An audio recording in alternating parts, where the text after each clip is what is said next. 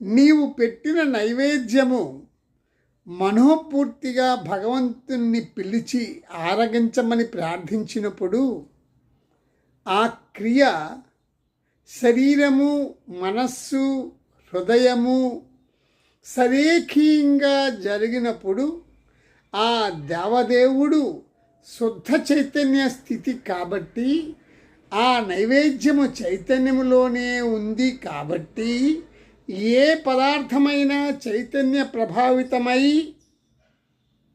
ఉంటుంది కాబట్టి నైవేద్యము చైతన్యముతో స్పృశించబడుతుంది. ఆ క్రియ అంతా అతి సూక్ష్మంగా సంభవిస్తుంది.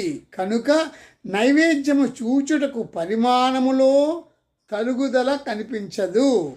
ఈ విధముగా నైవేద్యము ఆ దేవదేవుడు స్వీకరించును. ఇది సత్యము. దృష్టాంతముగా అన్నమయ కీర్తనల గ్రంథములో 10 కీర్తనలు కంఠోపాఠములై నేను పాడినను ఆ 10 కీర్తనలు పుస్తకములోనే ఉండును కదా. నాకు కంఠోపాఠమైనంత మాత్రాన ఆ గ్రంథము నుండి ఆ కీర్తనలు కనిపించకపోవునా? అట్లే నైవేద్యము తరగక అట్లే కనిపించును. ఈ దృష్టాంతాన్ని నేను ఎందుకు చెప్పానంటే ప్రతి ఒక్కరికి సులువుగా అర్థమవటానికి చెప్పాను.